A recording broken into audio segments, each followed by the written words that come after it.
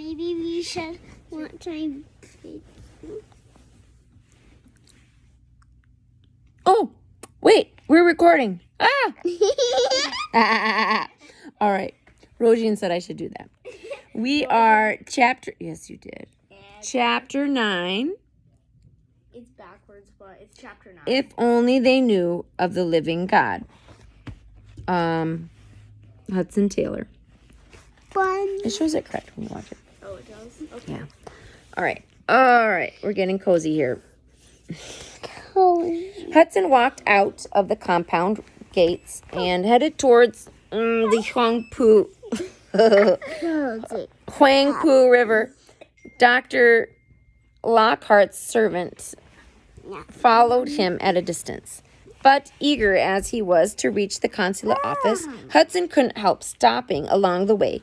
Everything fascinated him. Shanghai was so different from London. Certainly London was busy, but Shanghai seemed so much busier. Even though the city was under siege, everything where he looked, there was activity. By the side of the muddy road was an old man making lanterns from red paper.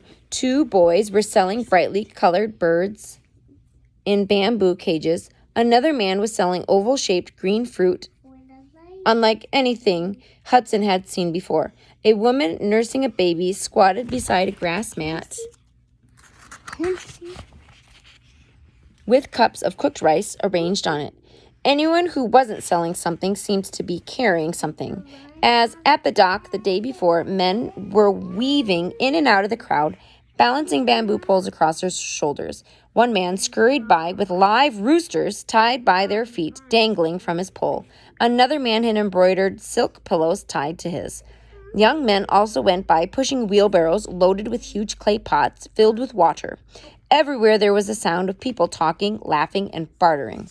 The air was also filled with interesting smells. The smell of food cooking in large woks over open fires, of live pigs and chickens and ducks, of the fragrant incense sold by merchants, and of the open sewers that ran alongside the street. The smells hung in the air at times, making Hudson want to breathe deeply to savor them, and at other times causing him to gag.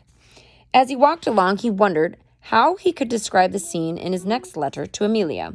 The only thing he could think to compare it with was their visit to the Great Exhibition in London 2 years ago. But how orderly that had been compared to this.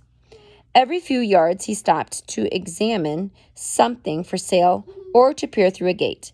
But he was also eager to get the letter of credit from Chinese Evangelization Society, along with his instructions on where and how to proceed in setting up the mission in Shanghai. He thought the first thing they would want him to do would be to find somewhere permanent to live while he prepared to go into the heart of China.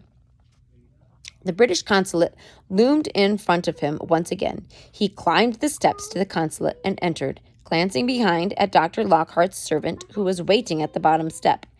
How nice it felt to be able to read all the signs and charts and know he spoke the same language as every person in the room. There was a line at the mail counter, and Hudson found himself waiting behind a woman in a long, hooped dress that pinched in at her waist. Her dress would have been perfectly normal in London, but in Shanghai it looked strangely out of place and impractical for the crowded, muddy streets. Finally, it was Hudson's turn to collect his mail. He said his name clearly and held out his hands, ready for a pile of letters. The clerk handed him 1 letter. Hudson immediately recognized the handwriting on the envelope as his mother's.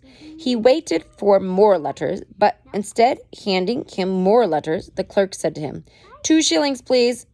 There is insufficient postage on this letter. You owe the difference. Hudson reached into his jacket pocket and handed 2 shillings to the clerk, who entered the amount in a ledger and stamped paid beside it. Still, Hudson waited patiently for more letters. The clerk looked puzzled. That's it, sir, he said, before addressing the man standing in line behind him. Hudson moved away from the mail counter with the words, "That's it, sir?" ringing in his ears. That wasn't it. There was only 1 letter. The Burdens had told him the mail steamer came from England every month. They were much faster at making the trip from England than the sailing ship like the Dumfries. So how could it be that there was only one letter and it wasn't from the Chinese Evangelization Society? Where was their letter of credit? He needed that letter, and he needed it now. What did they expect him to do in China with no money and no instructions on how to proceed? A second thought flashed throughout his mind. How do I keep the fact that I received no letter of credit from other missionaries? After only one night at the London Missionary Society compound, Hudson could sense that the other missionaries thought the Chinese Evangelization Society was a joke. What would they think when they found out the society had left him without money or instruction on what they wanted him to do? Hudson was still stunned as he left the British consulate and headed to the docks. The fog had cleared, and the sight of the Dumfries sailing up the river cheered him up. It had been only a day, but it seemed like such a long time since he had seen Captain Morris. The Dumfries docked amid much yelling and arm-waving. As soon as the pilot disembarked, Hudson was allowed aboard. Captain Morris was glad to see him again, gave him a hearty handshake. Then he ordered the crew to lower Hudson's baggage onto the dock. Hudson was grateful that Dr. Lockhart had sent alongside his servant with instructions to help him get his belongings back to the compound. There was no way he could have made himself understood to the laborers, or coolies, as they were called, who hung around the dock. Dr. Lockhart's servant quickly hired 7 coolies to transport Hudson's belongings to the compound. They busily tied his things to ropes, then suspended them from bamboo poles. The first coolie had Hudson's harmonium dangling on one end of his pole, balanced by several bundles of books on the other. 2 of the other coolies had looped the rope round the handles of his sea chest and carried it suspended on a bamboo pole between them. The chest bounced up and down as they walked. Hudson led the procession of coolies through the streets back to the compound. As they moved along, they blended in with the clatter of activity going on around them. It took Hudson only an afternoon to unpack his belongings and arrange them in his room. Unfortunately, his spare pair of shoes had been drenched on the voyage, probably when the hatch cover gave during the storm in the Irish Sea, and so he had to discard them. He also had to discard a pile of his Bible study notes, several ink bottles, and a broken and doused the pages in black ink so they couldn't be read. As he unpacked, he had plenty of time to think about what he should do next. He turned the page. He read his mother's letter over and over, hoping it would somehow give him an answer, but I it have didn't. Mario plushies. By Sunday afternoon, he was getting restless. No new mail steamers had arrived, and he was not sleeping well. The crash of the cannonballs hitting their target was keeping him awake at night. So it was a great relief when Alexander Wiley, the London Missionary Society printer, offered to take Hudson on a tour of the old walled city. The old city was surrounded on the 3 sides by 50,000 troops from the Imperial Army. On the 4th side lay the international settlement. As they walked through the busy streets of the international settlement towards the old city, Alexander Wiley explained that because of the Treaty of Nanking, the Imperial Army had no power over their international settlement. They couldn't surround it or harm it in any way. The situation greatly frustrated the army because some foreigners, hoping to see them defeated, were helping the Red Turbans inside the old city.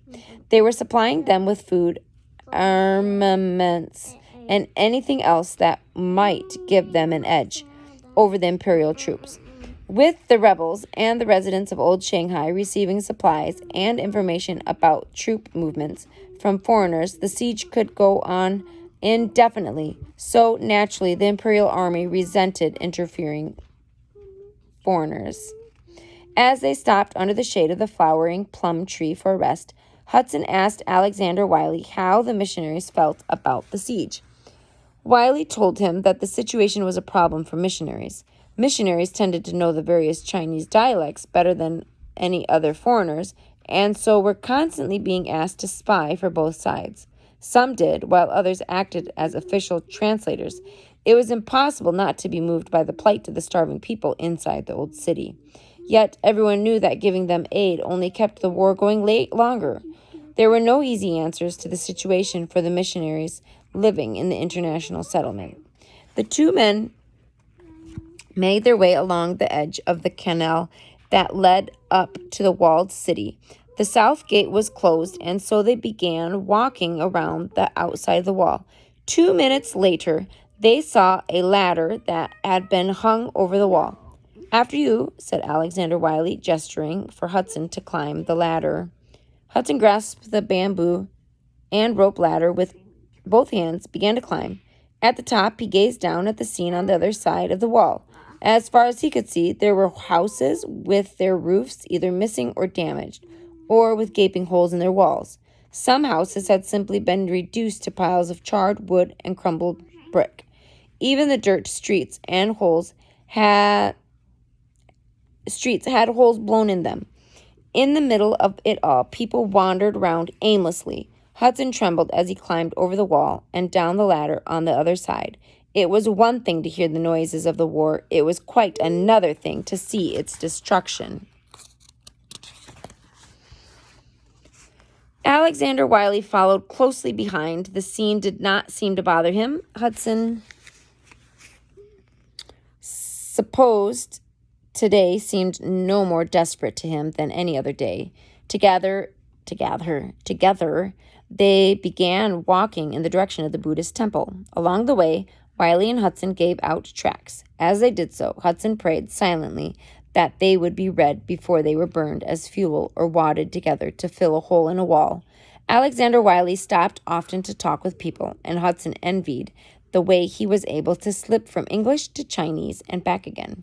Eventually, they reached the Buddhist temple, where the yellow-robed priest greeted them. Inside the temple, Hudson could see men and women burning incense and praying to a large stone statue of Buddha. Hudson watched intently. In all his life, he had never seen anything other than a Christian church, and what struck him as he viewed the scene was not how different a Buddhist temple was from a Christian church, but the sincerity with which the worshippers worshipped a stone statue. If only they knew of the living God, he thought. Still thinking about the Buddhist worshippers, Hudson followed Alexander Wiley to the north gate. As they got nearer to the gate, they could hear shouting and screaming. Some kind of fight was in progress. Wiley put his hand out and stopped Hudson. It would be dangerous to go any closer to the fighting, he explained. But even if they did not go closer to the fighting, the results of the fighting were paraded right past them as maimed and dead bodies were dragged away. It was a relief to Hudson when they finally approached a London Missionary Society chapel and heard singing. They slipped quietly into the back of the chapel where Dr. Medhurst had just begun to preach a sermon. Hudson concentrated hard on Dr. Medhurst's Chinese. It was so hard to pick out individual words as the sounds flowed together in what sounded more like singing than speaking. He looked around the chapel. One of his walls had a hole blown in it by a cannonball, and a pile of smashed chairs lay beside the hole. After the service, the men talked with Dr. Medhurst, who agreed to meet them at the north gate in half an hour. Dr. Medhurst had some errands to run, and Alexander Wiley wanted to show Hudson some back streets near the chapel. They had walked a quarter of a mile when a group of yelling men with red turbans came into view. As they got closer, Hudson could see that they were pushing a small cannon. From the satisfied looks on their faces, he guessed they had just captured it from the Imperial Army. Behind them were 5 men, kicking and screaming, being dragged by their queues. That's their ponytail, remember? It was plain from the uniforms they wore they were Imperial Army soldiers. As soon as they saw Hudson and Alexander Wiley, they grabbed at their coats. One of them got hold of Hudson's trousers, but a red turban roughly jerked him away. Hudson did not need to turn the page to understand their words to know they were begging for help. The pleading look in their eyes said it all. The 2 missionaries stood helpless as the group rounded a corner and disappeared from sight. There was nothing they could do for the men in the face of such a mob. Oh, Shane. Oh. Okay. Sorry about that. There was nothing they could do. They could do for the men in the face of such a mob. Hudson asked Alexander Wiley what would happen to them. Wiley explained that they were captured soldiers and on their way to be beheaded. He told Hudson that it was the most feared death a Chinese person could face because they believed that if a person entered the afterlife without a head, he would have to live for eternity without one. That was why it was so hard to get a Chinese person to agree to an amputation, he added. Hudson was still trying to put the picture of a bleeding man out of his mind when they found a trail of fresh blood right where they agreed to meet Dr. Medhurst. Fearing the worst, they followed the trail back to the international settlement. Thankfully, Dr. Medhurst was unhurt, but he had quite a story to tell. While waiting for Hudson and Alexander Wiley, he had begun talking with two coolies. He heard cannon fire and so decided it would be best to walk on alone. He had walked about 10 feet when the cannonball whistled overhead and landed right where he had been standing. The two coolies had their ankles smashed. Blood flowed from their legs as they hurried to the hospital, explaining the trail of blood. The only hope of survival for either coolie was to amputate his leg, which they had both refused. All that could be done now was to make them comfortable as they waited certain death. The missionaries arrived back at the London Missionary Society compound, and Hudson went to his room, sobered by all he had seen. How different it all was from Sunday afternoons in England. He had prepared himself for many things in coming to China, but not for being in the middle of a war. Worst of all, in the midst of all the suffering he had seen, he felt useless. Inside the old city, men, women, and children were praying at shrines to their ancestors and stone idols, while he had the knowledge of the true and living God, who could really answer their prayers. His heart burned to tell these people about God's love, but he didn't know how to speak a word of Chinese. If he was going to fulfill his burning desire to share the gospel with the people of China, he was going to have to learn Chinese and learn it fast. The following morning, Dr. Medhurst suggested that Hudson start learning the Mandarin dialect of Chinese rather than the local dialect spoken around Shanghai. He explained that the Mandarin was a government-appointed leader and a magistrate. Every city had one, and it was his job to settle problems and rule the people according to the instructions he received from the emperor. It had been that way in China for many centuries, and it meant that a country as large as China was could be ruled quite efficiently. The Mandarins, as well as the people of